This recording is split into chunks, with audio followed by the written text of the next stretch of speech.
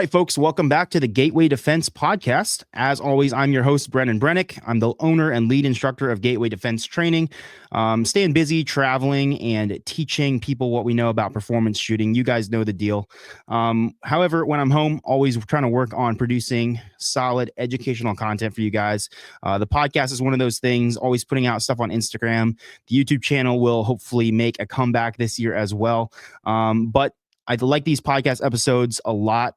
These are conversations that I'm probably already having with these guests, and it's something that is beneficial to record and have a conversation that everybody can listen to, that you can go back to and kind of reference if it's helpful for you guys. So we've had a lot of good feedback about the podcast, so I want to keep these episodes coming.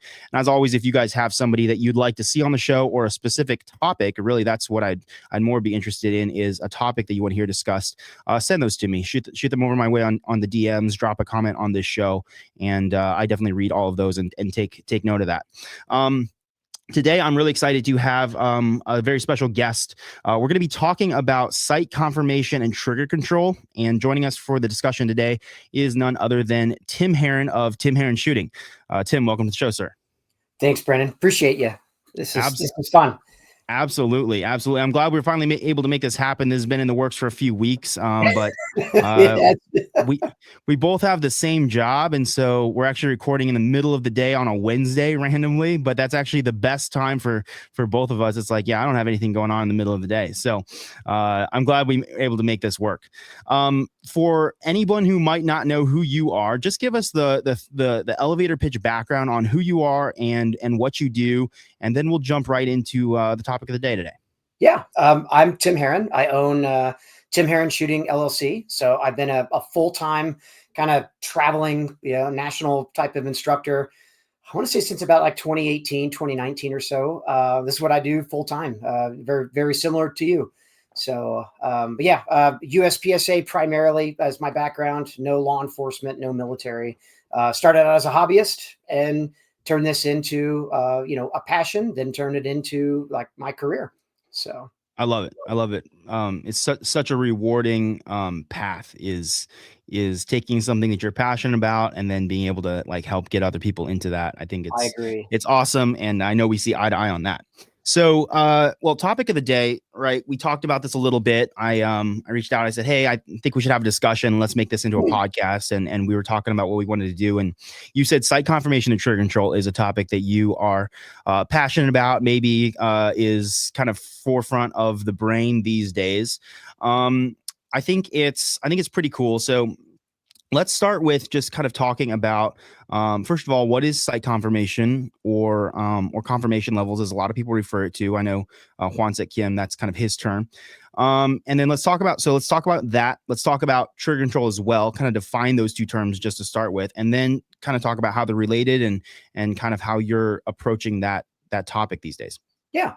So, I mean, in my opinion, like sight confirmation, and it's not drastically different than really anybody else's. I know Howitzer has kind of made that term very popular, as has, Ben Steger, Mason Lane. A lot of guys kind of use that like sight confirmation or sight confirmation levels.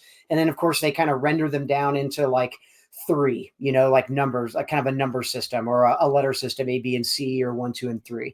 And I like, for simplicity's sake, it makes sense.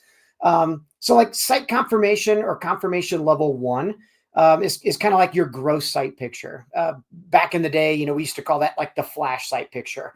And that might be alignment of the optic window, since we're, primarily shoot optics nowadays. But like with the rear sight, on an iron sight gun, it's basically like aligning the hands and aligning like the back plate of the pistol, basically just kind of center of brown. You're still aiming the gun, but it's a very gross style of aiming the pistol. You're not really looking for equal height, equal light, or refinement between the front and rear sight. With an optic, you may not even be looking for any sort of color confirmation, or it might include just a slight amount of color confirmation, but it's pretty much like the grossest way you can aim the gun. When I mean gross, I'm not taking nasty, but gross, like just overall alignment of kind of like the body, the hands, the pistol itself in alignment to the target. Sure. And so confirmation 1, like if you were to put a distance or a difficulty level on that, we're talking possibly point blank range to arm's length range to somewhere in the neighborhood of, like, in my opinion, somewhere in the neighborhood of like 3 to 5 yards, 3 to 6 yards, Sure. somewhere around there. And so that's kind of what I consider. And I may be off topic, and I don't mean to speak for anybody, but I think that's kind of also kind of the same belief that gentlemen like Quantic or Ben or Mason and others that kind of follow that rule, you kind of express that as. Sure. Confirmation two, obviously a little bit more sight confirmation. So this would be like with iron sights. This is now like centering the rear sight to the middle of a target and having your front sight someplace, not perfect, but someplace in the notch of the rear sight. The front sight, the rear sight. In relationship to an optic, now you're talking about looking for or seeing not just color, but a streak of information. Like the dot's never perfectly still, but the dot's moving, and you're referencing the dot to a place on the target, or that squiggle of information, that color. So a moving dot, right? Like either a bouncing dot or a streaking dot, however you want to describe it. But you're aware of where the dot is. It's Correct. not just the color of it, but it's constant motion, right? Agreed. Okay, Yep. very good. Very And good. then And that confirmation level, with a front sight in the rear notch, you're saying anywhere in the rear notch. I think this is important because I don't teach a lot of irons. I don't shoot a lot of iron sights, but I get iron sight shooters in my classes. So with the front sight in the rear notch, you're saying kind of anywhere. Explain more of what that looks like. So, like, first and foremost, just like with an optic sight, right?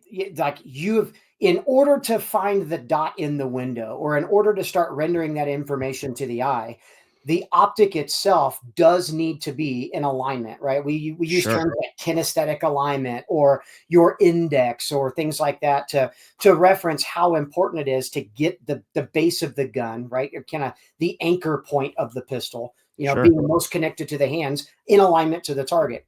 So whether it be the optic window or whether that be the rear sight. So as long as we start to build the relationship of the rear sight or the optic window to the centerpiece of the target, then we can start to refine the sights a little bit more using the dot or the wiggle of information there, like with the dot constantly in motion.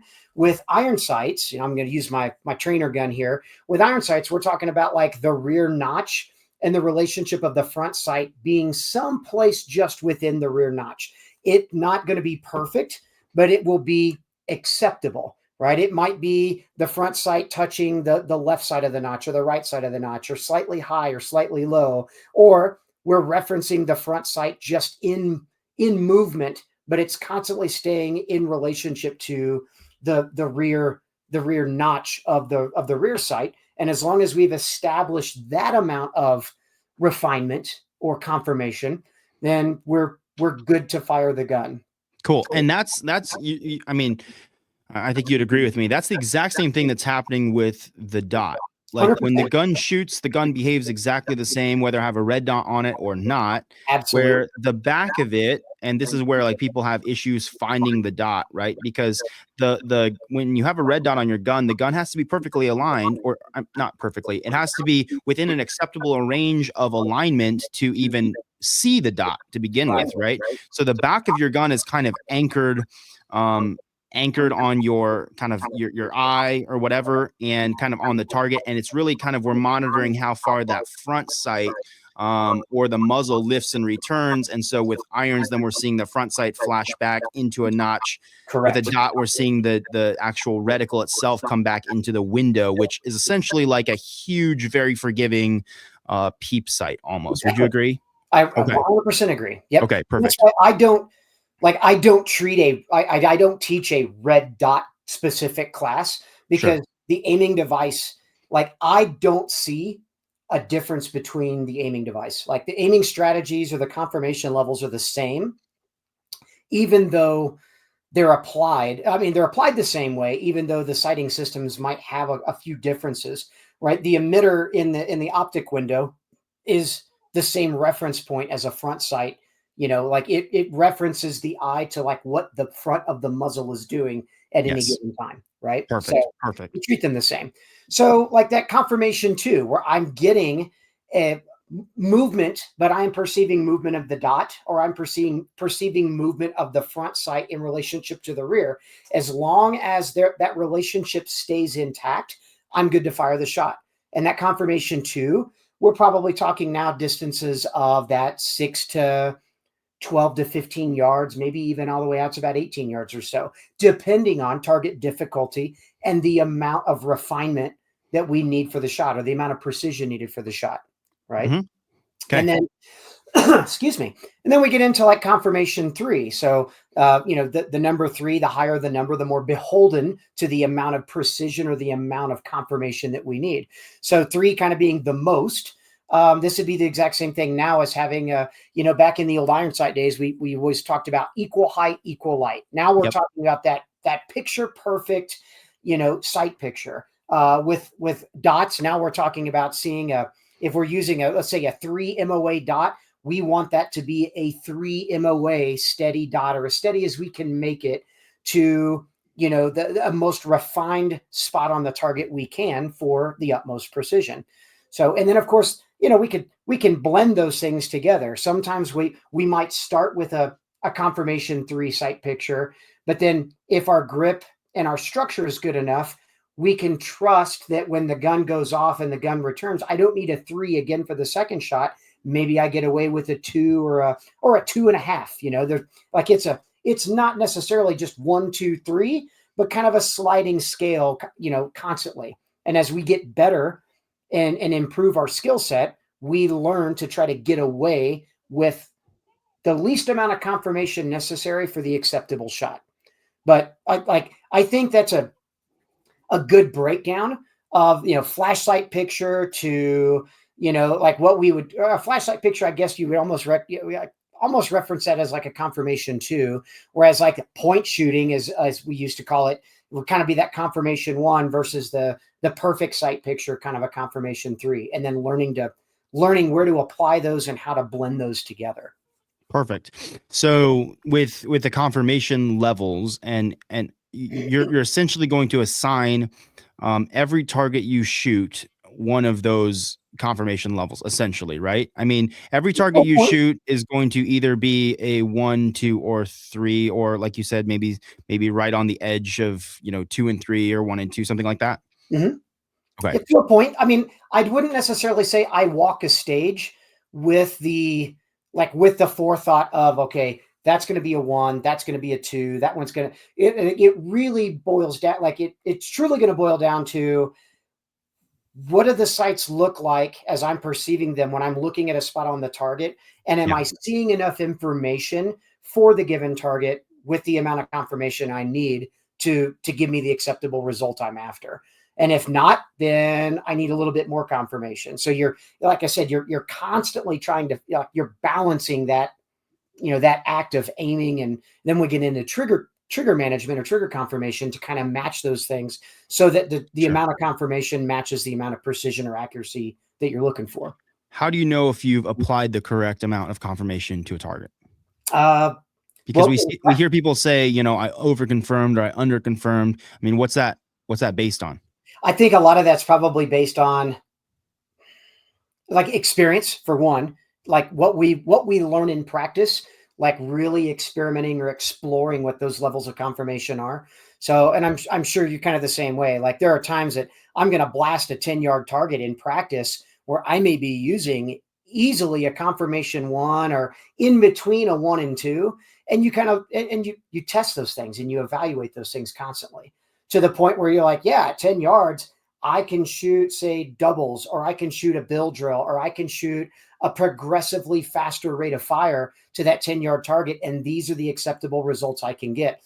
And then when you go, when you apply that same level of like technique or skill to a target, like in a match, there are times where you're like, I was, for some reason, I got scared, or I got apprehensive, or I looked for more information than I needed to. And I think that's where you start to learn, like, did I apply just enough confirmation, or was I looking for maybe more than I needed to on that target? Right. And I think results kind of reflect that. Right. The So the way I look at confirmation levels, you tell me if this would be correct or not, because I think it'll tie in when we start talking about trigger control here quite a bit. I mean, so I look at the confirmation levels as if I'm collecting the max amount of points available on that target, like that is kind of the minimum acceptable site confirmation I could need, right? So for instance, like a confirmation 3 on a 5-yard open target, where I see my dot stopped and stable, not moving in the dead center of the alpha for each shot is too much, right? Because I can also shoot that target at confirmation 2, still guarantee the alphas. So for me, that's pretty key, is being able to guarantee the max number of points per the target. And then also just from experience, knowing I can actually engage that at confirmation 1, where all I'm seeing is, for me, the color of my reticle flashing in the middle of the target. And I know that's good enough now to guarantee me alphas. But maybe we get back to that 10-yard line, and that's where that confirmation 1 is no longer guaranteeing me alphas. Well, that doesn't mean that I'm necessarily going to shoot that target at confirmation 2, maybe in like a match setting, right? Because maybe I understand that, hey, getting a Charlie here is not the end of the world. Maybe it allows me to do something faster, move on the target, whatever it is, get a Charlie, not a big deal. But when we boil it down to just confirmation levels, if I want to guarantee the alpha or guarantee the highest scoring hit possible, that's where the confirmation levels are really so powerful, because really you can decide to shoot whatever target at whatever speed or aggression or precision that you want. Correct? I 100% agree. So it's kind of a strategy thing of if I if I Always do if I do this at the minimum, I can at least, doing this will get me this result, right? agreed. And then you make the decision if you want to apply that or be more aggressive or less aggressive or whatnot, right? And this becomes then part of, what, and you and I have had sidebar conversations on this for years now. Like, this was what makes purposeful practice. It's not just going out to the range and like, well, I've got an ammo can of 500 rounds, I'm just going to shoot until it's empty.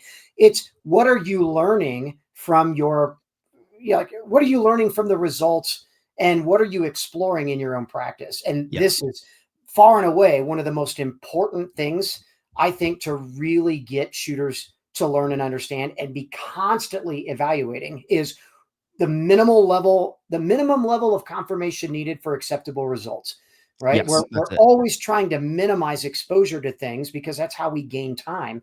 But it's also like knowing where that balance is, And so this is why practicing with a timer is so important. And this is why analyzing data in between strings of fire, not just shooting for the sake of shooting to get a feel for things, but also really strategizing your practice to start looking at things like, hey, okay, if I'm looking at this particular, if I'm seeing this amount of confirmation and I'm applying it to that target, what kind of time difference is there in that versus more confirmation needed on that target? And what am I leaving behind? Because this is where, like you said, this is how we start to strategize, like in a match setting. Where can I save time, and where do I really need to give time to a target to make sure I'm getting the respectable hits I truly am seeking, right? Yes. Yes. Okay, great. I love that. I love that. And for everybody who's listening, I'm planning on getting Hwanzik Kim on the show. Hwanzik's a super smart guy, probably has the most original like thoughts, ideas, names for things in shooting right now. The way like he comes up with more naming things and more naming conventions than probably anybody that I know. But he's really nerdy, really smart about this stuff, and I enjoy talking to him as well. So we'll have him on the show as well, because I think he kind of coined the confirmation level term, even though it's not a new concept. I think he was kind of the one who came up with that term and the drill that's associated with it. But the concept, everybody maybe interprets slightly differently, but we're all talking about the same thing. It's engagement strategies on targets and how much movement we can accept in our sights for targets of varying levels of difficulties, right? So anyways, nobody get too wrapped around the axle about definitions. Just understand that what we're talking about is a target engagement strategy, right? Okay, so Tim, trigger control. Let's set site confirmations aside for a second. Let's talk about trigger control, what it is, what's kind of being taught or what we understand it to be. And yeah, let's dive into that, and then let's tie them both together. Yeah. So trigger control, we've we've all heard the different kind of modicums of trigger control as well. Everything from slapping the trigger, super aggressive trigger to like a touch and press, right? Just making touch contact. I'm going to use my trainer gun at this again, right? So like kind of a trigger, like the basic amount of trigger control is just like being able to work on just aggressively pressing the trigger, almost treating it like a binary switch, from fully off to fully on and firing that shot as quickly as possible, versus, needing a little bit more control. So now maybe I'm making a touch contact with the trigger shoe and then pressing all the way through the trigger. There's a little bit more control there as there is from, your finger completely off of it and rapidly pressing or aggressively slapping through it. And then thirdly, like making not only just touch contact, but now pressing that trigger like all the way to the wall, taking all the slack and take up out of it, and then just adding a little bit more pressure until the shot is fired. And knowing which level of trigger control or trigger management is necessary for for the precision or accuracy of the shot that you're making. And what I've done, and for many years, especially probably I'd say in the last 5 to 6 years, we have made, like, there's been a huge push, especially in social media and instructors, kind of carving out their path, to make a huge deal about like grip, obviously, and how important grip, especially a two-handed grip, is on the gun. And that like and we hear things like with a good grip, you can get away with doing whatever you want to on the trigger, however you want to. And grip kind of saves the day on everything. Right. Mm-hmm. And I think you would agree with that. Like we hear that all the time. It's All the been time. been beaten into our brains for a long time. Like, oh Yep. man, you're pressing the trigger and you're low and to the left. It's because you don't have enough support hand grip, or it's because you're not doing this or not doing that. And your grip and your structure is what allows you to get away with doing whatever you want to on the trigger. And you should be always super aggressive on the trigger. And I'll be honest with you, for a while, I bought into that belief as well, Yep. and I tried it. I gave a solid couple of years of myself to that belief system. Like, okay, as long as I've got a really good grip and structure built on the pistol, I should be able to beat the hell out of the trigger however I want to. And, Yes. great things are always going to happen Yes. till they don't. And then Until they don't. until you realize, hey man, I actually have to pay attention to how I press the trigger as well. So, Yeah. and I had always been an advocate before of trigger management and trigger control. But then, like I said, you're like, okay, maybe there's something to this. I'm going to try this for a couple of years. And, like there was some good results and some good learning along the way, which might have transformed how I was not only perceiving, but also teaching trigger management. What caused you to buy into that? Because I want to talk about this because this is important, I think. If your grip is perfect, Mhm. and if you don't overly influence the gun or change your grip pressures in your strong hand when you press the trigger, however you press the trigger, Mhm. the sights will stay where they need to be. Would you agree? They should, They right? should. They Yep. should, right? So like if the grip pressures remain perfectly constant, right, and I'm able to press the trigger in any of the three ways that you just mentioned, right, I should be able to hold the gun still and keep the sights where I want them to be, right? Correct. And so, you know, I switched to that idea of thinking as well, which I'd be curious to know when that kind of happened for you. But when I was first taught to shoot, it was prep the trigger, prep the trigger, prep the trigger, right? And there was Yep. only really kind of one variation of trigger control, and that was prepping to the wall and Yep. taking the shot from the wall. And some people would say prep to the wall and then smash through it from there. Mostly I was told to prep to the wall and then, press until the shot breaks and the shot surprises you. When I started shooting USPSA, I was like, I don't really find much use for that because I'm always on a time clock. So I don't want to One, just be surprised by the shot. yeah, and there's no such thing as a surprise break, especially in practical Correct. shooting. Like, I Yes. want the gun to go off. I am not going to be surprised when the gun goes off because I am prepared for that shot to happen, Yeah, right? we call surprise breaks ADs, right? It's Exactly. like, oops, right? So I was kind of like, I was on that train of like, okay, but I do understand, hey, if I prep the trigger and take some slack out of the trigger, kind of do some of the work, then when I do press the trigger, there's less like literal pounds to overcome to make that shot break. And Mhm. so that should influence the gun less. And everybody agrees with that. I don't think anybody disagrees with that Sure. principle, right? But what I was finding was because I didn't subscribe to that surprise break thing, was I would be expecting the shot to go off. I knew that the shot was going to go off because my triggers have very nice defined walls, and they're, you add another pound of pressure and it's gone. Right. And so same thing with your guns, right? And so Mhm. I was starting to just pre-manage the recoil, right? And push into the shot. And I was like, this is really affecting my accuracy. It was embarrassing. I was starting to teach at the time, and I felt like I couldn't group. So I switched and was like, what do I need to do to focus on getting my hits? I need to grip the gun. I need to manage the sights, right? And that was it. Yep. And so I started doing that, and I started ignoring the trigger as much. It was like, kind of pull the trigger however you want. Don't worry about the prep so much. Just straight back to the rear, constant pressure. And my accuracy improved drastically, right? Drastically. And it Mhm. wasn't until maybe about 18 months ago or so that I was like, this is not working out for me in all scenarios. Exactly. And same for Similar me. path for you? 100%. Okay. 100%. I love Right? that. And I think it's part of the learning journey, right? Yeah. Like when people first learn to shoot a gun, like you follow so many of the quote unquote fundamental things, Yep. and you're taught fundamentally that it's extremely important to prep the trigger to the wall, add a little extra pressure, the shot fires. We all go through that. Yep. And then there comes a point in time where you have to overcome that desire to be careful, to learn. I hate to use this term, but like to be careless about the trigger press in order to explore speed.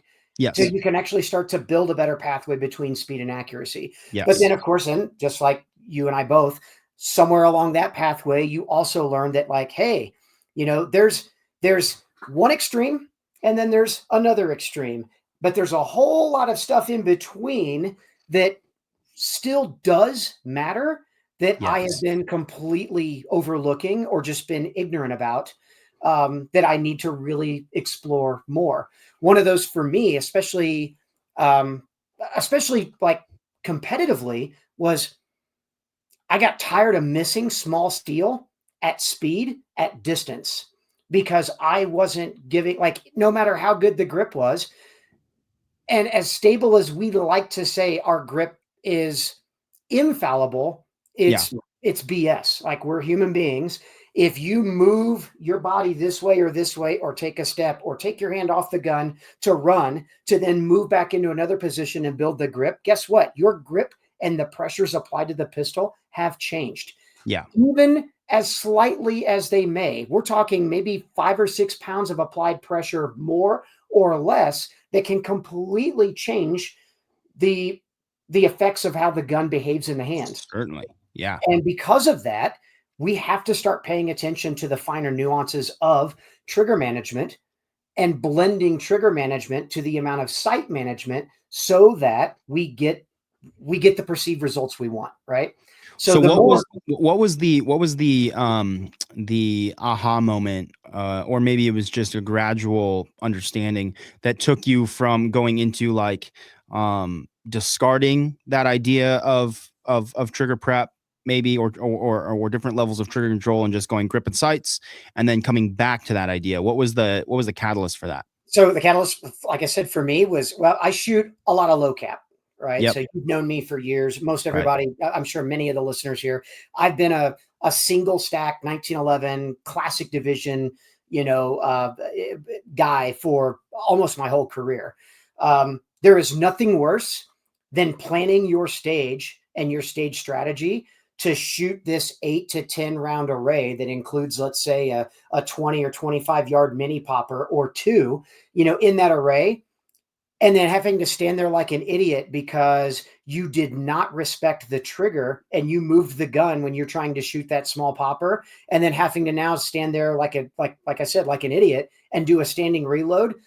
to fix the mistake that you shouldn't have made in the first place because you completely ignored or disrespected your trigger management. You know, you thought you were good enough to. So what you're saying is the theory seemed good, but in practice, in a match setting, it wasn't working, and so you said, okay, back to the drawing board. Yeah, Interesting. Back, not necessarily. I wouldn't say back to the drawing board, but you're right. Yeah, there's a little bit of like, okay, or let's investigate this. Let's exactly. Yep, I need to explore this a lot more, and that helped immensely. And so, you know, kind of going from exploring it like exploring the folds of trigger management. And then for me, like, I'm not one to completely reinvent the wheel, but like the things that like Kwanzaa and Mason and Ben and the folks, like, why aren't we applying the same amount of confirmation levels that we do to the sights? Why not apply them to how we do things on the trigger, right? If there's a trigger slap, there's a touch and press, and then there's a prep and press. What if I kind of assigned the same kind of levels of confirmation to how I operate the trigger? And why the hell wouldn't they coincide with the amount or the levels of sight confirmation? And to me, it was like, you know, duh. And maybe for many of the listeners, they're like, well, duh, dipshit. Like, come on, Tim. Like, didn't you know this already? And we like to think that we do. But then again, we hear these things that are just beaten into us all the time. Like, as long as you got a good grip and structure, you should be able to press the trigger however you want to. You're right. Until trigger management matters. Yep. And in my way of thinking, trigger management matters just as much as sight management matters. And that is all the time. Does the amount of trigger management always going to be the same? No, just like the amount of sight management or the amount of sight confirmation differs depending on our precision needs. So yeah, I started assigning kind of the same thing, you know, kind of a 1-2-3 or 3-2-1, you know, kind of categorical order of trigger management. So like a trigger management 1 or trigger control or trigger confirmation 1, that is just like with, you know, the gross aiming, that is me being able to slap the hell out of that trigger as aggressive as possible, right? Where can I apply that? Kind of the same place I can apply that level of gross aiming or sight confirmation, you know, 3 yards, point blank, arms reach out to, you know, possibly 5 to 7 yards, depending on, again, the level of acceptable accuracy needed. And would you say that's based on two things? It would be based on, number one, the amount of margin for error that you have on the target. And so you can press the trigger, let's say, more sloppily or less ideally than maybe what a perfect, you know, shot would be. Like, let's say if you're zeroing your pistol, so you've got a big old A zone, your front sight is swimming around in it, or your dot is swimming in the A zone. Okay, well, if I slap this trigger and the gun moves a smidge, what's the detriment there? I still get an alpha. Okay, right. So exactly. So there would be that, and then also the speed at which you're, the rate of fire at which you're trying to pull that trigger, right? You're trying to go as quickly as possible. So you're trying to optimize or maximize, you know, getting off of that trigger and back on it and making these shots happen in, you know, a 0.15 or a 0.16, something like that, right? So at that point, you don't have time to do anything other than off the trigger, on the trigger, and that's pretty much it. Using it as a switch. 100%. And like I said, it's you're approaching that the exact same way you would approach the sights. Like, do I need a refined sight picture, or do I just need enough? And and so the application, right? Like I said, they coincide. So confirmation 1 and trigger confirmation 1, like that sights and trigger confirmation both play together. You know, confirmation 2, now we're talking like that 10 to 15 yard distance. Again, it really depends on the margins you've kind of established in your mind's eye, you know, kind of the margins of acceptability on the target. But if I say, hey, I can get away with a confirmation 2, where I can see a squiggle of a dot or the sight just kind of lifting and returning, and as long as that sight confirmation is present on the target, then I probably need just a little bit more confirmation. I probably can't get away with slapping, but who's to say that I don't need to, that I I need a full prep it to the wall and then press through, I can probably just at least start with my trigger touching or my finger touching the trigger and then just pressing through. So I get a little bit less movement instilled in the gun, which then still allows me to kind of match the trigger manipulation or trigger confirmation to the sight confirmation. And then, of course, a confirmation 3, where let's say, again, that mini popper at 25 yards, or dare I say, a head box, at 20 yards, where I really need all of the sight confirmation. Well, why would I give away all of that sight confirmation with a very poor trigger confirmation? Like, Yeah. I'm not going to ruin that like we have in the past, where we'll tell ourselves, man, the best grip in the world is going to save the day, because it won't. Like, I mean, real world experience tells you, hey, it's still imperative that we pay attention to how we're operating this thing in relationship to how we're managing these things. So if I'm looking for maximum confirmation on that head box, I don't want to muddy it up with a bad trigger press. So this is where then I'm going to give it a confirmation 3 trigger press. So now I'm going to prep that trigger to the wall, and I'm going to add or stack that pressure just enough to make the sear break and fire the shot with minimal movement on the gun. Yeah. I love that. I love that. So a couple things that that I think are interesting there with what we talked about. So number one, just a question. So would you say that as you up the levels of trigger confirmation, there is a time difference that it takes you to do those? Yes or no? I would say yes and no. Okay. So Okay. yes, initially, just like when we're experimenting or exploring with initially with sight confirmation, we know or perceive that obviously more confirmation means more time behind the sights to refine the sights to that level, cost us more time. As Mhm. we get faster, right, or as we learn to perceive information, not necessarily faster, but sooner, then the amount of the difference in time between, say, a confirmation 1 and a confirmation 2, or the confirmation 2 to a confirmation 3 in the sights, becomes a lot more minimal. So instead of having, say, a confirmation 3 taking you a half a second to confirm the sights to perfect, versus maybe a tenth of a second, or 2/10 of a second to confirm just the optic window or just color confirmation on a 5-yard target, and then we can get after the trigger. Um, we learn to render those down pretty quickly. Again, with purposeful practice, as long as we're truly exploring those things, we learn. Then like, you'll get to a point, and I'm sure you've probably explained that to your students too. Like, you think it's taking you a lot more time to refine the sights to the necessary amount, and then you put it on a timer and you realize, like, oh, it was a difference between, say, a tenth and a half, not this drastic second long difference that we perceive it initially. Sure. Initially it does, but as you get better at it and as you continue to explore it, it becomes less and less. Trigger management, I believe, is the same thing, right? It gets to the point where, like, that constant prep to the wall and then press takes longer than just that full slap. And you learn, like, over time, like, okay, if I'm applying that prep and press, but if I'm prepping the trigger earlier as the sights get there, and then all I need to do is, like, finish the press through the wall to fire that shot, it didn't cost me any more time than refining the sights to that level and then slapping through and disturbing the sights at the last minute, which negatively affects the shot. So it's all about learning to do things sooner rather than Mm. faster, and Yeah. sooner turns into faster because Yeah. you're able to start doing those things earlier.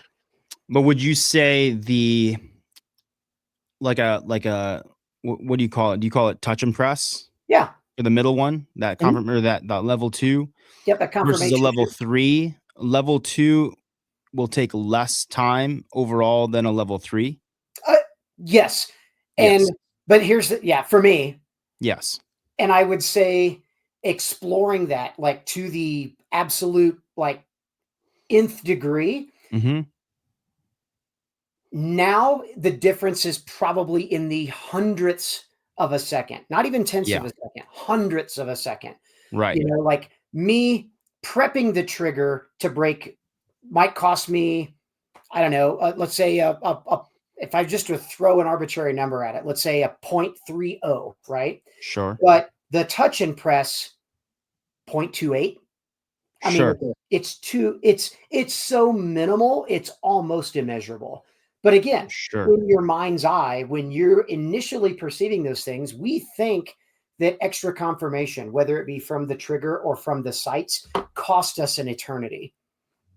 When in reality, it doesn't cost us as much time as we think it does, as long as we're always applying the respect needed to the sights and the trigger. It cost you the time it took to make sure that you shot an effective shot. Yeah. Right. I mean, Right. I hate to sound zen like that, but No, it's kind of no, like it's the old Brian Enos. You're now seeing or feeling what you needed to see or feel. yeah, for sure. For sure. And the way I look at it too is like people who don't subscribe to any level of trigger control, right? And so generally I see um they're just so ingrained to just get their trigger finger all the way off the trigger and all the way back on the trigger, even if it's a 25-yard tuxedo or something like that that just really doesn't have much margin for error. Their finger is still coming all the way off, all the way back on. They're just waiting for the sights to be correct, making sure their grip is good enough, and then smashing through. Can you Mhm. get alphas that way? Certainly, right? But to me, while you're waiting, what are you waiting for? You're waiting for your dot to look correct, right? Yep. You're looking for it to stop moving so much, stop going into the black or going into the white, and actually be centered. And so if there's a bunch of dead time there because there's because because you're waiting for your sights to look correct, why Right. wouldn't you get half of that trigger pull done already, right? Exactly. Versus at 5 yards, the sights don't have to I don't have to wait on the sights really, because I'm shooting maybe predictively there. As soon as the gun returns, I'm going to go. So it's just as soon as the gun is returning, I'm actually going ahead and starting to press that trigger. And as soon as the gun bottoms out, the trigger's breaking. Right. So there's a time associated with the aiming. Might as well be more careful on the trigger. Right. Exactly. And Yeah. that's the thing, right? So as long as the confirmation level on the trigger matches the confirmation level on the sights, success abounds. Yes. However, like and it's okay to have, let's say, more trigger confirmation than you actually had sight confirmation. Like that's never going to hurt anything. It might have cost you a hundredth of a second or 2 to 3 hundredths of a second. Hell, it might cost you a tenth of a second, but it's never going to be a bad thing, right? However, the opposite is not true. Like you can have all of the sight confirmation in the world, but if you muddy it up or you screw it up with bad trigger confirmation, then what's it cost you? It's cost you time. For one, it's cost you accuracy, and it's probably cost you even more time because now you've got to either make up a shot or start that process over again. Yep. So, and it's Yep. it's it's great like in a demonstration setting, like in a class. I mean, you've attended a class with me before where Sure. I've demoed a head box 25-yard, slapping the hell out of the trigger as aggressively as I can with a good grip, and shot, a cloverleaf group of 4 or 5 shots at 25 yards, slapping the trigger. And it looks great. I mean, it makes a great demo, but to me, the application of it is wrong. Like, who's going to stand there and refine the sights to that level and then ensure that their grip is structured just enough so that they can get away with that slap? Whereas, like, what I could have been doing? Exactly the same thing you said. I could have been prepping the trigger the entire time and just waiting for those two things to intersect and then pressing the trigger much earlier, firing the Yes. shot much sooner. And it Yes. would have resulted in not only more accuracy that I can trust instead of accuracy that I have to work harder for, but Yes. it allows me then to get off that target and onto the next job much sooner. Sure. Yeah. And I think that's something very interesting I had not thought of previously. You're talking about that, the trigger control at speed drill, or, Mhm. I think again, I think that's maybe a term once I coined, but I know like Rob Latham has been doing that for a long time, showing people, hey man, like grip the gun, manage the sights, trigger comes after, right? Um, Really smart. I demo that in class. I have all my students do it because it's a grip diagnostic exercise, right? Because when we Exactly. grip the gun and smash the trigger at 25 yards, I go, what did your dot do? What did your sights do? Well, I saw it move. How? Okay, well, it moved this way. Well, what happened? It wasn't an aiming problem because I gave you plenty of time to aim. It's a Wow. maybe grip pressure problem changing when we induce the trigger pull. But what's interesting about that is like I do the same demo, smashing the trigger 25 yards and holding a nice tight group. The difference though is I wait for my dot to be perfectly still, not moving at all. Yep. When in reality, a confirmation 3 is not that perfect. As soon as it stops, I'm fighting for, I call it fighting for my alpha, right? I'm fighting for that dot to come and sit in the middle of the alpha. And Mm-hmm. as soon as it's sitting there and I go, that's what I'm looking for, then I'm pressing the trigger immediately. Right. It's like in a match setting, I'm never just holding the gun, holding the gun, holding the gun. Okay, now it's perfect. Okay, now somebody tell me I can go. Right. It's the gun is in recoil, it's coming back, or it's in a transition and it's coming into the target. And then the instant it's there, I want to go. I'm not waiting to go off of a timer. So that's where the exercise thing, a drill or an exercise, doesn't translate necessarily to performance in the context that you want to perform in. Correct. Yeah, it's a diagnostic tool. It's not necessarily an engagement strategy. Yep. Yep. I love that. So what have you been seeing in terms of results as far, or like, let me think about a better way to say this. So how did you kind of work on getting to the point where you make that subconscious? Because that's a lot of things to think about, right? And I think maybe some of the crowd that's just, hey, grip the gun, manage the sights, trigger control doesn't matter. They're trying, I think, sometimes just to simplify the shooting process, right? When we say, well, grip the gun with this pressure and your sights need to look like this and your trigger needs to look like this, and you start stacking all these things, it can be really confusing when you're like, hey man, like I'm just here to shoot 16 targets in about 17 seconds. Well, and remember when you were new on your journey, right? Certainly. Remember probably the first class that you took and how many like task stacking things there were going on in your brain. Like, okay, hell, I was told to do this. Okay. Now you're thinking about your grip and you're thinking about your support hand. You're thinking like, how overwhelming it can be. Yeah. And now that you teach professionally the same way, you know how overwhelming it can be to students. So we see that. And there needs to be a time that obviously in your practice that your full attention is on maybe each of those individual tasks to a point until it becomes subconscious. I mean, that's purposeful practice.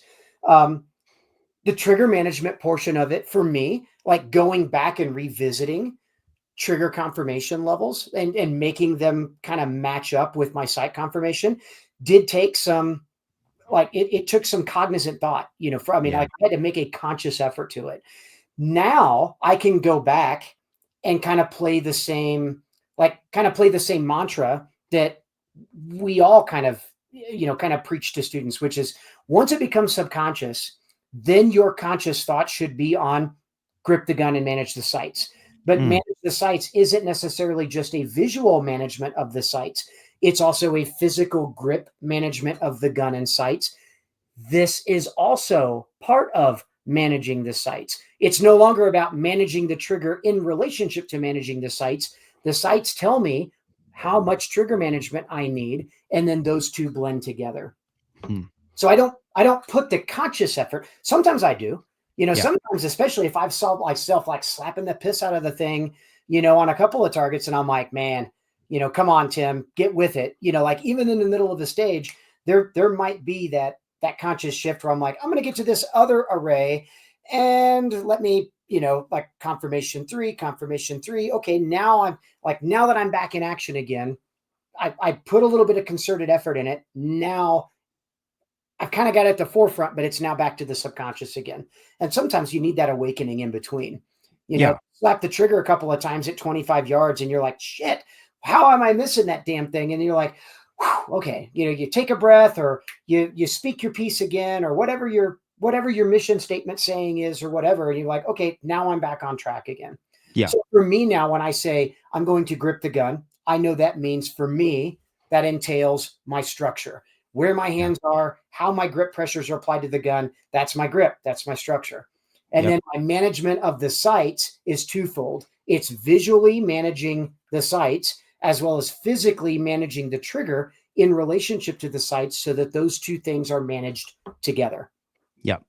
So, okay. So let's say someone's listening to this and this is a brand new concept for them, right? Maybe they've just been, and probably a good way to have started off. If your very first lesson or class, they said, "Hey, I want you to worry about grip pressures and sight management." Probably that I still think there's not really a huge downside to starting off by focusing on those, because you really can only focus on one thing at a time, right? Right. But as you start learning how to shoot, you start understanding confirmation levels. I think it's time to start understanding different levels of trigger control. So let's say somebody has never really played with that before and they're going to the range tomorrow and they want to try to start messing around with this stuff. What would you recommend for them as far as like the shooting piece? Like, what would you tell them? Maybe go try this, go try this, go try this to start exploring these ideas. Yep. So I think a great one is, again, the good old trigger control at speed. Sure. Kind of just learning and how to extrapolate how much pressure I'm putting on the trigger, how much grip pressure I'm applying to the gun. But it needs to be to a very, very, very refined spot on a target. Okay. If you're running trigger control at speed at say 7 yards and you're saying anywhere in the A zone, then we get the false sense of security that I can smash the hell out of the trigger no matter what I'm doing and get an A, right? And then it becomes, we've turned it into an engagement strategy. Yes. For me, I like 7 to 10 yards, and I like a small paster sized spot to aim at. Your job becomes establishing the grip pressures on the gun consistently and holding the dots relationship consistently to that paster at that distance. And then just, what do you see? Not just results on the target. What do you see, or how much movement do you see being instilled into the gun when you're doing things like confirmation 3? And you start with the most. So I would start backwards. Instead of going confirmation 1, learn how to slap the hell, and then now touch press for confirmation 2, and then prep and press confirmation 3. I'd start it in reverse. I want maximum trigger management, trigger control on the trigger as possible, right? So I'm going to prep it all the way to the wall. The sights are in alignment, and then pow, I'm breaking the shot. And as I break the shot, where is the relationship of the shot to the spot I was aiming at? Do they coincide? And then can I do that 5 or 6 reps, right? And it's a very minimal round count type of exercise, but it's not made to do anything other than to give you information so you can start putting those pieces of the puzzle together. So then when you move on, you're going to move down from 3 to 2. So the next 4 or 5 rounds, or 5 or 6 rounds, you're going to align the sights again the same way. Consistent grip pressures again, only now instead of prepping all the way to the wall, your job then becomes just applying the finger just to a touch contact on the trigger. And now on the signal, bang, now you're pressing the trigger further, which should instill more movement in the gun. And you're going to be able to see what the difference is in your group size from level 3 confirmation to now that level 2 confirmation, and then you can start to put those pieces of the puzzle together again, right? And then you move on to trigger control confirmation 1. Now my finger is just inside the trigger guard, but it's not making any contact on the trigger. And on the go signal, blam, I'm pressing all the way through that thing. No contact to full binary switch, bang, all the way into the frame. And how much did the gun move? Or, how big does the group open up on that? And then you start to put 2 and 2 together. Well, could I get away with that at 5 to 7 yards to an A zone? Sure. But if I moved the target back to 15 yards, could I get away with that trigger strategy at, say, 15 yards? So you do it to a fine spot at closer distance, like 7 yards or so. But the goal is to make, to see how tight the group stays in relationship to the spot you've chosen on the target, which in this case should be a paster. Sure. Okay. So that's important, right? Because you're aiming at something very, very small in order to ensure that the point of aim was the same every single time. Right. And you're not just aiming minute of A zone, right? Correct. You're actually going for a 1-inch pasty, right? So you put the gun there, and then that's going to give you more accurate data, right? It's not that it's not that level of confirmation or trigger confirmation is to hit the paster, but you're looking for the most precise group possible. And then you're going to walk up and go, okay, I was aiming in the exact same spot every single time. What are my results? My results are, oh my gosh, out of the A zone right now. Like that's a really long ways away from the pacer. That's definitely not going to be acceptable.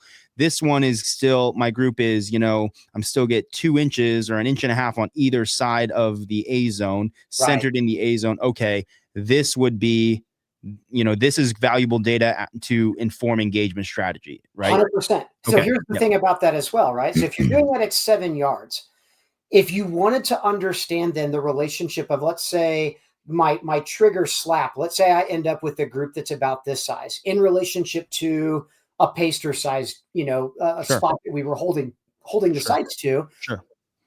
I can take that data and understand that the cone of deviation is going to be about 2.5 times the size of that data that I've collected. So at 7 yards, if I've got, let's say, I've got a couple of shots that are, say, like if I'm a right-handed shooter, I've got a low and to the right, or as I'm slapping the trigger, I happen to push against the gun, and I have opened up that, that data collection. I can take that data and say, well, yeah, all of that would fit into the A zone if I just took that and overlaid it at 7 yards. Okay, great. But if you wanted to see how wild that group would be, trying to use that trigger engagement strategy at 25 yards, multiply that group times 2.5. Sure. Yep. Because that's going to give you then the difference between you at 7 yards, where you can totally get away with slapping the hell out of the trigger, and you at 25 yards, all things being equal. Is that enough? Is that group size then enough to get the job done at 25? Or would you be better to look at one of the tighter groups that you shot using a confirmation 2 or confirmation 3 trigger level to associate with those farther shots?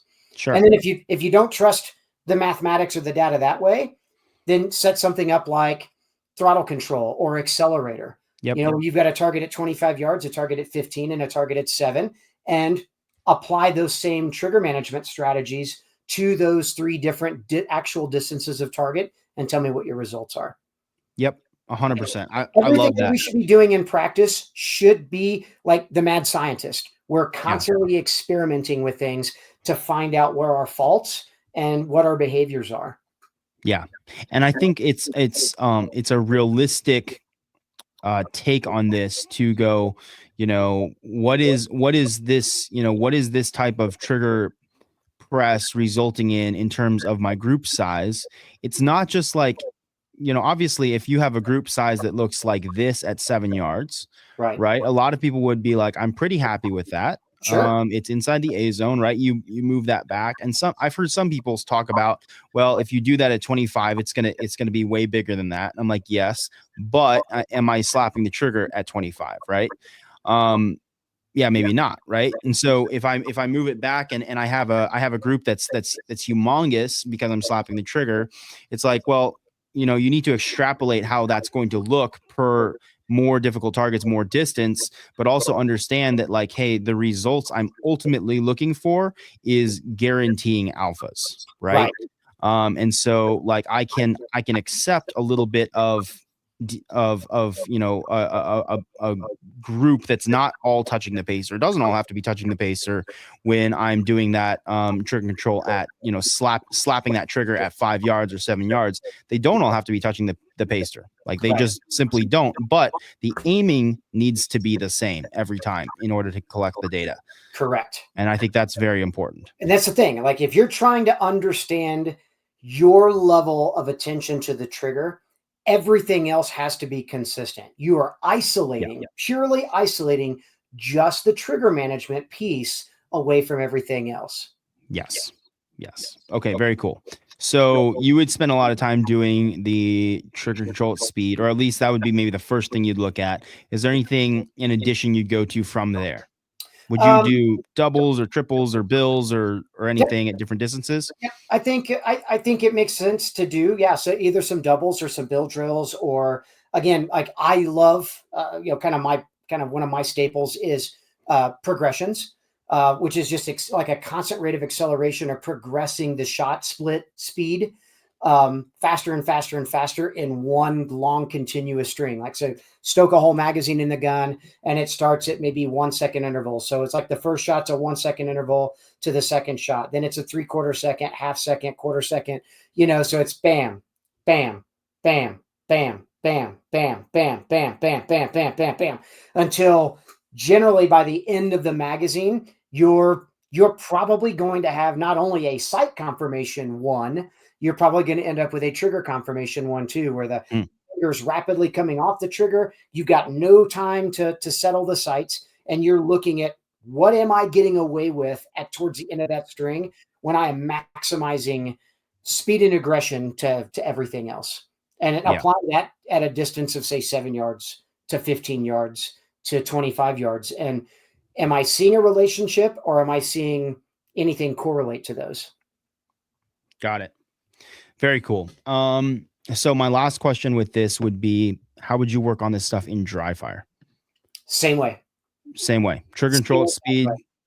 So the only thing you're going to see now is obviously no results on the target. You have got to trust either the iron sights and the sight relationship that you're seeing as you're pressing the trigger faster and faster and more rapidly, or especially with a dot. I mean, that is one of the greatest things though with an optic, is that the information from the iron sights, which are kind of whispered to you, are definitely being screamed at you, with an optic. So just watching what the emitter does in the window and how much movement is being instilled on the gun when you are trying different triggering strategies, both in an individual trigger press to multiple trigger presses. And the thing here is it takes pure honesty with yourself in dry fire. You can't lie. You can't tell yourself, well, I think that was no. There's no think. Like if the gun moved, you moved the gun, you need to be able to answer the what and the why. Yep. And I think it's also important for people to understand too, that like your level of experience and skill is going to change where, a lot of people ask for like, well, what yardage do you start doing this, or what, how fast is your confirmation to splits or whatever it is. It's like, hey man, that's based on your level of skill and experience and data collection. And it grows. Yes. Like your experience level grows and the amount of confirmation, I don't want to say it diminishes, but it's reduced with more experience and more exposure to it. Right. That's where we find time. Ultimately, that's where we find speed in shooting. Definitely. So make sure, I would say for people listening, make sure that you are seeing, that kind of these things are really connecting for you. You're seeing what we're talking about, and then start pushing the limits, right? Start pushing the limits and seeing what you can get away with. A lot of people I see doing, just confirmation one, let's say doubles, right? Where they're slapping the trigger, they're just seeing the streak or color of their dot, and they're pushing that confirmation one out, to 25 yards or beyond sometimes. I mean, for me, there's two reasons why you'd maybe do that. One would be to diagnose how precisely you're returning the gun and looking for trends on the target to, that you might not see at 7. You're looking for, try to just expand that to see what's really going on. The longer distance magnifies those things, right? It's like we're looking at the inputs and we're looking at the results under a microscope, which is phenomenal. Mm-hmm. Right. The second thing I would say is you're looking to push your ability to shoot confirmation one back farther and seeing where that's not possible anymore. Yep. Right. And so as you grow as a shooter, like that cutoff might have been 5 yards for you or 3 yards for you, depending on where you're at. And then pretty soon you're going, hey, I can shoot confirmation at confirmation one and slap the trigger at 10 yards, and I'm getting 90 to 95% alphas here. Okay, so you've right there, you've kind of found the bleeding edge of your abilities. Right. I would maybe spend a significant amount of time working on that at 10 until that's guaranteed, and so it's not always going to be tied to, when you train with instructors or things like that, don't necessarily be tied up in asking for split times, asking for yardages. Understand the concept, and then you've got to go collect your own data on that stuff. Exactly. And when you plug that into your shooting, man, I think it's a super powerful thing. It'll change your shooting. for sure. 100%. Okay, great. Well, do you have anything else on this topic that you feel like we maybe left out? Gosh, I don't think so. I think Yeah, I we think think we've pretty well think we've pretty well pulled everything out of that. okay, good. I like it. I like it. So if you're good with it, I want to get to a few listener questions. I actually had quite a few, which is great, probably more Cool. than usual. Let's try to get through as many of these as we can. Let's just try to give I know this is hard for both of us, but let's try to give the shortest answer possible. Just kind of get them started on the right track, because some of these could be entire podcast episodes kind of on their own. Perfect. Okay, so rapid fire style. Any tips for dudes who want to get really good with iron sights versus maybe I know this guy who asked the question, I think traditionally shoots a dot and he's been playing with some iron sighted divisions. Phenomenal. So, Okay. um, I do not, and I said this earlier, like I do not treat my iron sights any different than I treat the dot. Meaning, I am almost 100% primarily uh, target focused. I cannot tell you 100% unequivocally that I am always 100% target focused. There are times that you need a little bit more visual refinement, where I Sure. may pull my attention to just what is the relationship between the sights. But for the most part, if you've been shooting an optic, I don't treat my iron sights much differently than I do the optic. You can refine the sights to a very high level, even though your visual focus isn't on the sights. The refinement level is still going to be very, very high, even though the sights are slightly fuzzy in my periphery as I'm looking through the sights. But the thing you've got to realize about iron sights is you have to look through the sights. You don't get to look over them. You don't get to look under them or around them. You have to look through them. Yep. And that can be an uncomfortable sight picture sometimes for people because it's like, hey, nothing is clear. Because when we shoot the dot, we look at the target is sharp and clear, and dots are designed so that when you look past it, the dot itself is very clear. If you do the exact same thing with irons, the target's going to be clear or almost perfectly clear, and then your irons are going to be fuzzy. But you should still be able to align them, understand they're fuzzy, you're looking through them. That's on purpose. Fuzzy That's sight picture is still going to be able to give you enough information for equal height, equal light, exactly or close enough, close right? enough. Now, again, if I'm shooting let's say a large popper at 40 yards, then like I said, just because you got an infinite window of information around the iron sights versus an optic where your dominant eye is seeing everything through the optic window. So only your dominant eye is what's perceiving the dot. As you look at something further away, both eyes are converging to a Yes. spot with iron sights. So you'll start to see things like double vision. And this is where then pulling your attention to a little bit more kind of that front sight focus, or a little bit more of like kind of a harder sight focus at farther distances, or maybe even like closing your non-dominant eye or winking it a little bit just to kind of remove some of the excess information from it to Yes. get a little more sight refinement may be needed. Cool. I love it. I love it. So guy who is he is left-handed, he's right eye dominant, so he's cross eye dominant. He Okay. said, I feel like I need more wrist flexion to get the dot to be in line, and maybe has issues with losing the dot over longer strings of fire, wide transitions, movement, and things like that, where he feels like that gun, well, for me, I'm right eye dominant, so I hold the gun with my left hand, that kind of bringing it over to that right eye is causing that, I would assume his dominant side to be kind of cocked off to the side versus more straight and in line like maybe we're traditionally taught. What do you think about that? Any tips? Because I believe you're cross-eye dominant as well. No, I'm You're not. strongly left eye dominant Okay, and you're okay. strong left-handed. Okay. However, I'm very strong left eye dominant. So Okay. when I shoot right-handed, like when I shoot weak hand only, Yep. I do kind of two things. One is obviously you're going to have to kind of again to deflect to get the optic in front of the dominant eye. So there Sure. is a little bit more wrist flexion to kind of turn the gun or rotate the gun in front of the eye. But at the same time, don't be afraid of like turning the chin just slightly to be able to kind of meet the two together. Gotcha. To bring your dominant eye a little bit more center line so that your gun doesn't have to come as far. Correct. So like if I'm looking directly at the camera with my left eye, if I bring the right, with my right hand, if I bring the gun in line, you'll notice I have to kind of cam the wrist just a little bit to align the gun to it.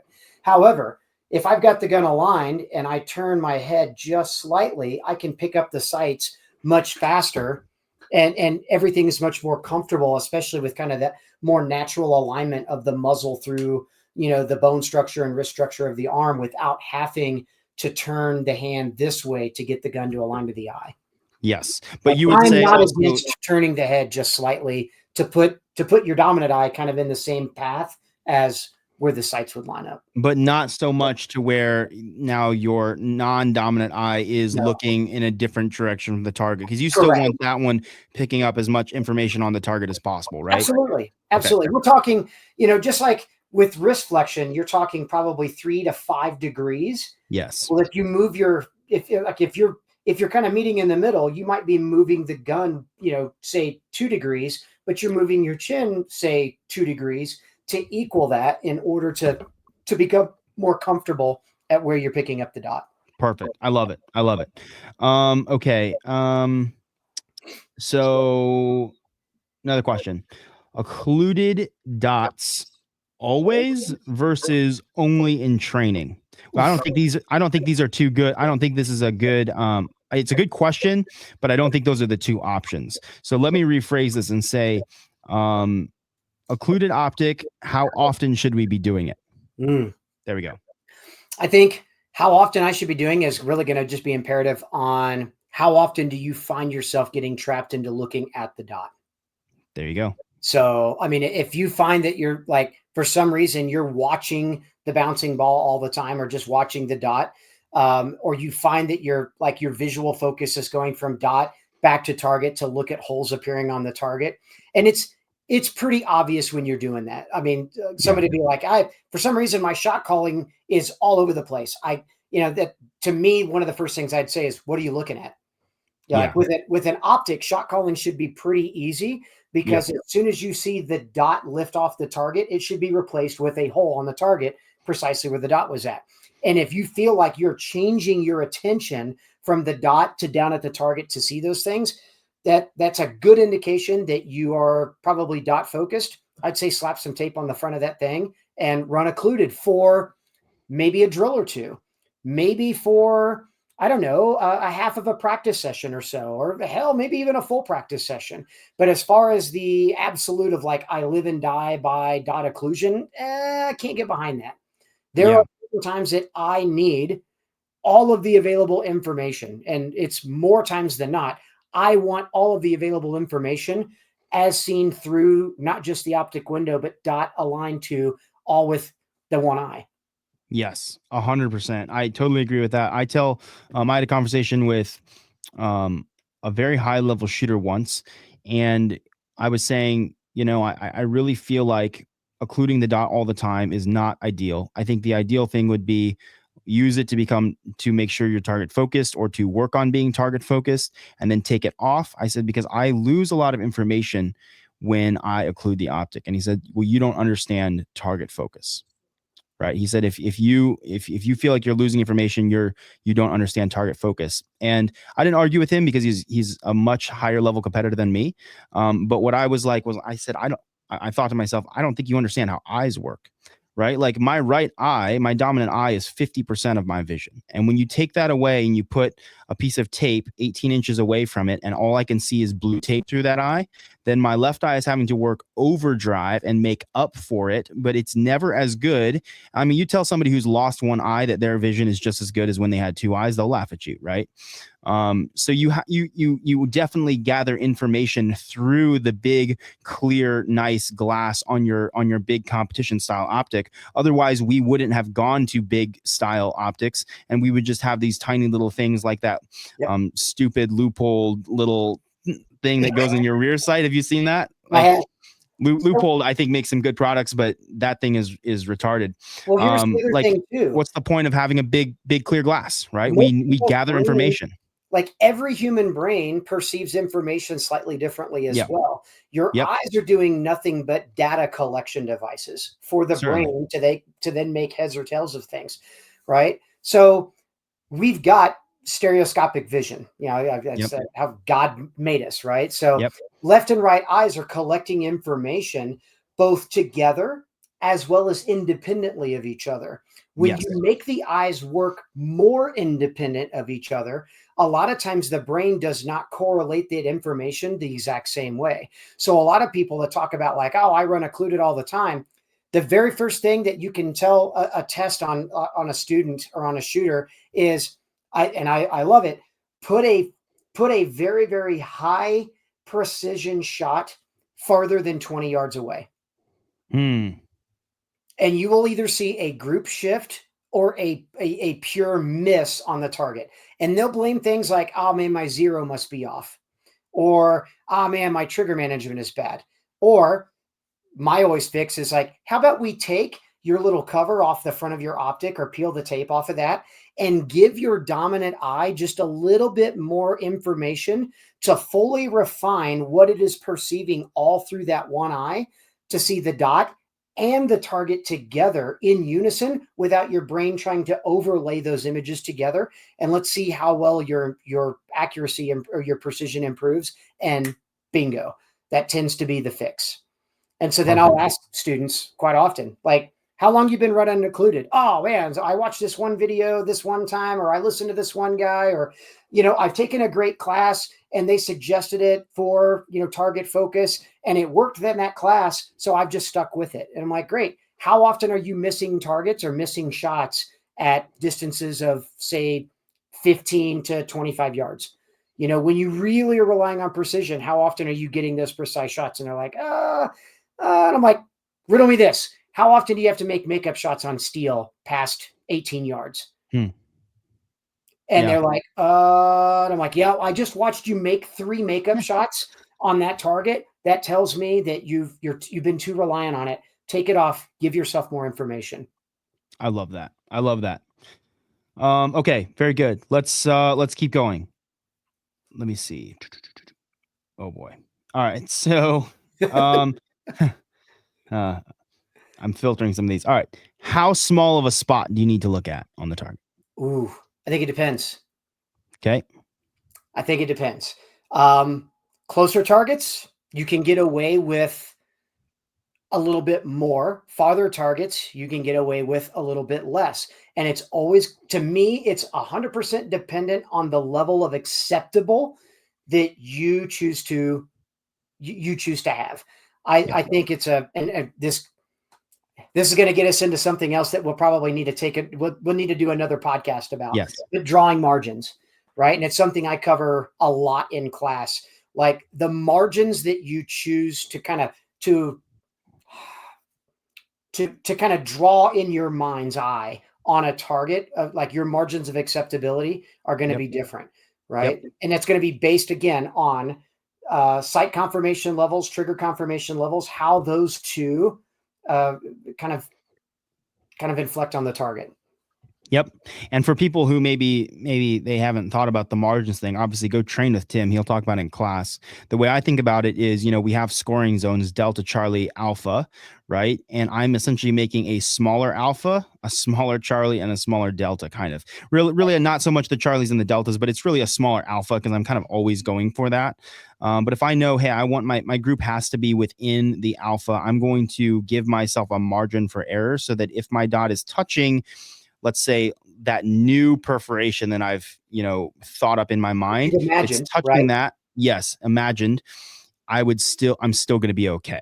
Correct. Right. Based on, and again, like you said, based on your level of skill, experience, understanding confirmation levels, trigger control, all that good stuff. Yep. We should definitely do another one and talk about some of that stuff because that's important to the vision aspect as well. Definitely. Okay, very good. We'll leave that one. We could go all day on that one. Let me see. Some of these you'll like this one. So, how did Isaac beat you at the K1 racetrack, even if it was just once? Traffic. Traffic. He got me caught up in traffic and he beat me. So Love Isaac, it.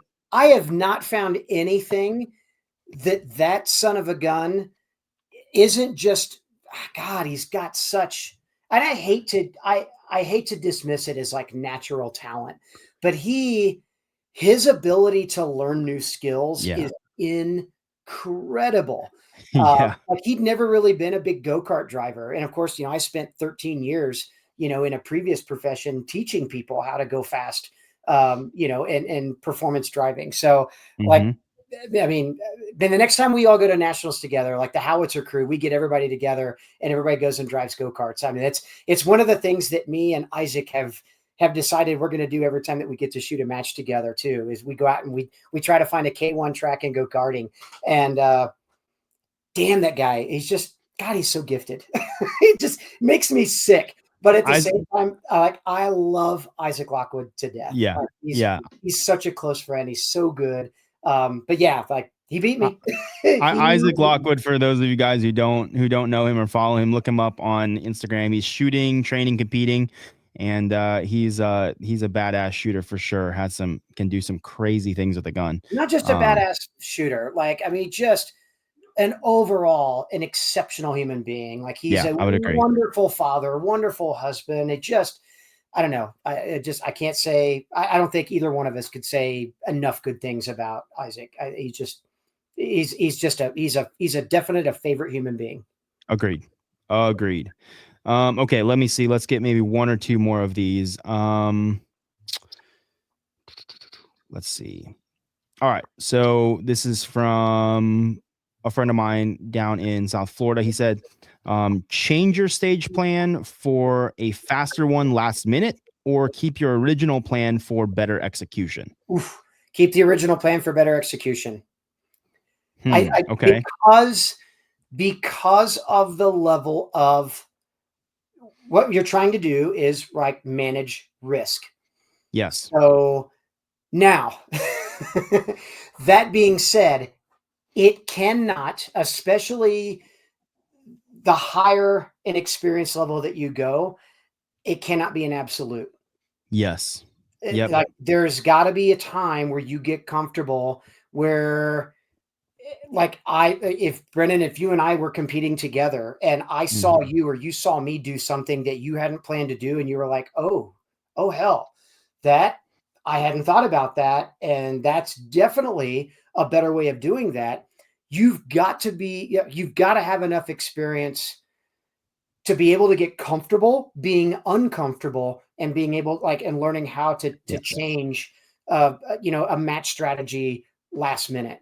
Yeah. And that is a skill in of itself to really have to learn to do. If you're newer, and I don't mean this to sound condescending, to, like, say even A class, B class, C class shooters, and please do not take it this way, folks, but you've got bigger fish to fry, so to speak, than to worry about learning how to change your stage plans last minute to match somebody else's, right? Like Yeah. that, like there's way more things to really focus on. And one of those being A, risk management, and B, execution of the stage plan that you have, that you've adopted or that you've walked. Stick with your original stage plan and focus on your execution of that stage plan. But Yes.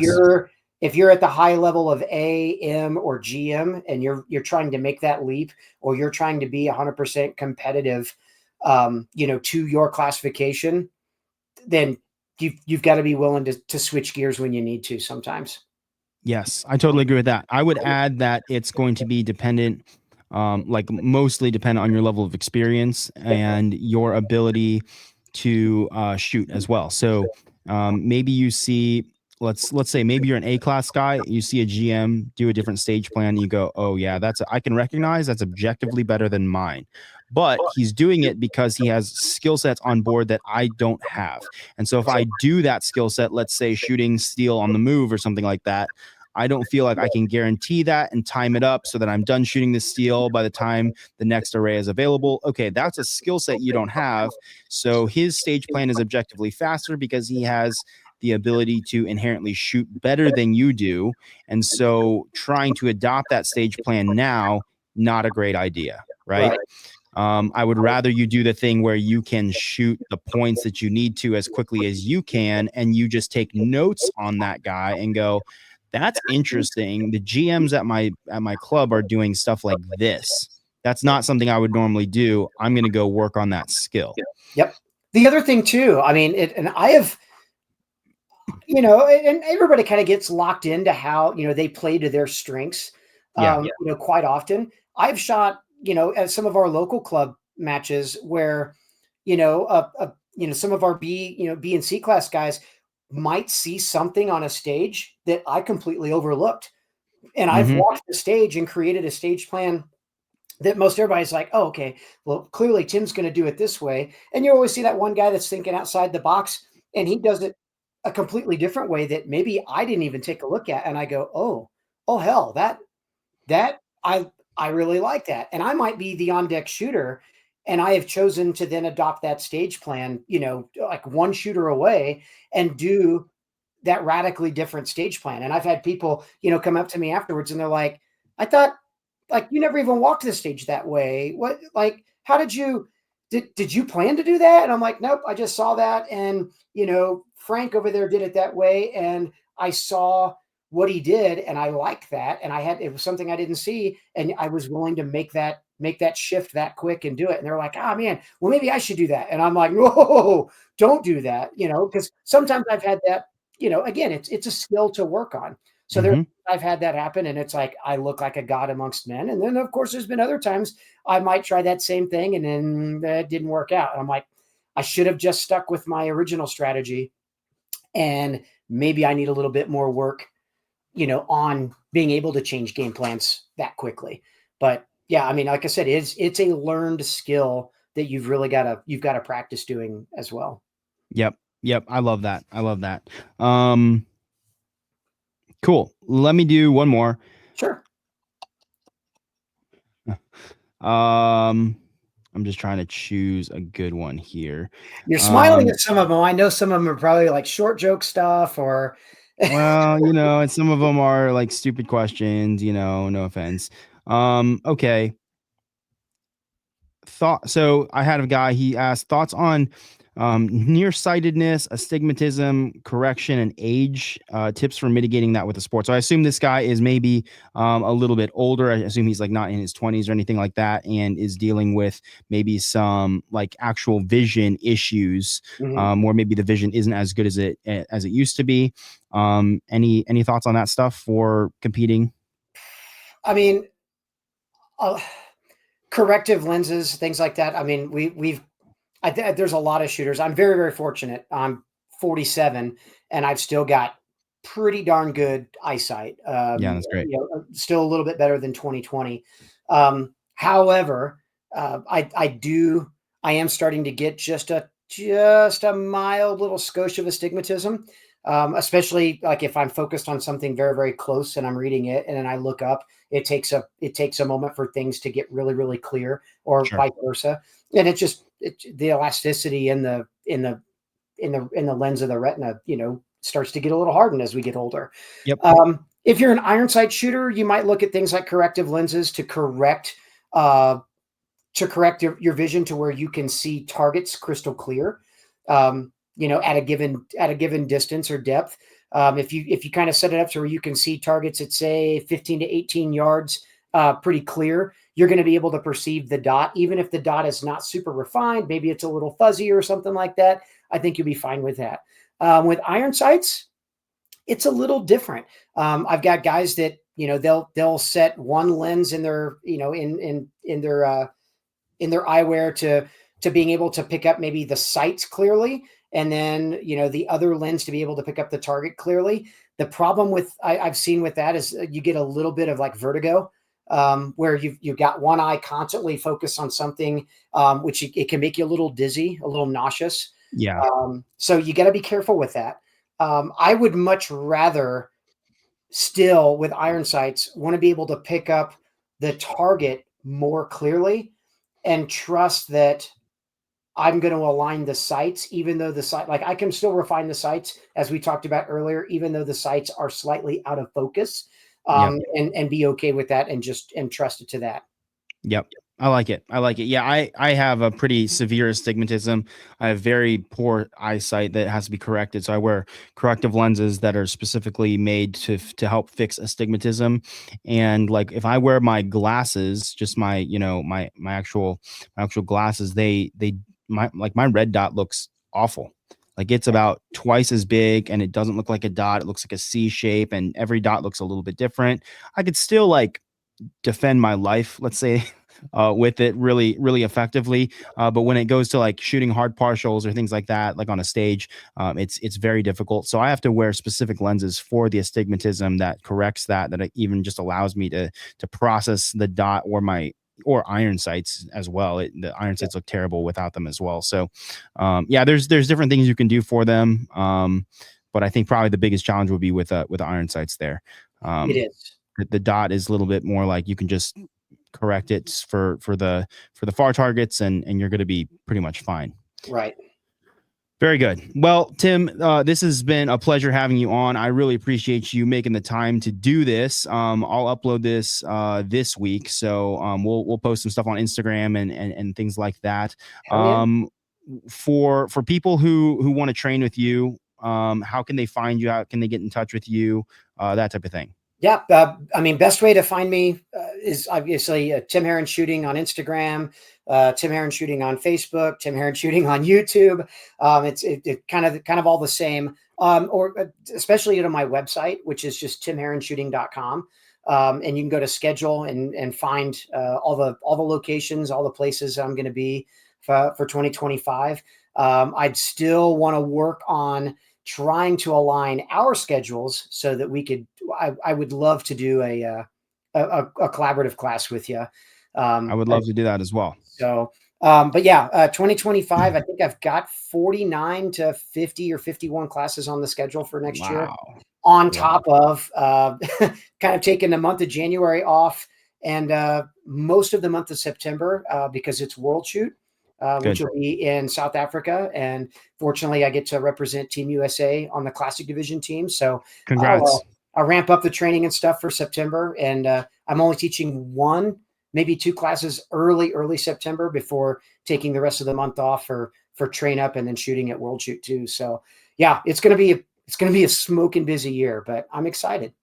Very good. Very good. Well, guys, I know Tim is pretty much everywhere. He's in almost every state every year. So he's worth it. Even if he's not coming to your exact backyard, make the drive, couple hours, 4 hours, whatever it is, and go see him. I took his class. I guess it's 2025 now. So last year, back in June, I believe it was, in Pennsylvania. I live in Wisconsin, so I drove to Pennsylvania and took his class.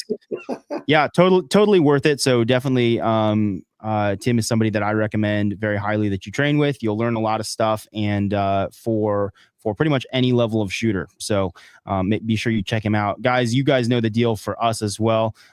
Training with us helps us keep the lights on, trying to do this full time. The content stuff is really just to add value to you guys, but the best way to support us is taking a class with us as well. So all of our classes are always up to date on the website, gateway-defense.com. If you have questions about classes or anything, or you want us to come to your area and you've got a good place for us to train, reach out to me, and I'm always down to schedule some more stuff. Yeah, I think that's pretty much it. If you guys want to see Tim back on another podcast, let us know. I think there's a couple of other topics that I would be down to talk with him about, and who knows, maybe be on the lookout for potential Gateway and Tim Herron Shooting collab course someday in the future. All right, guys, there you have it. Thanks so much for listening to the Gateway Defense podcast. As always, keep practicing and shooting, and we'll see you on the range.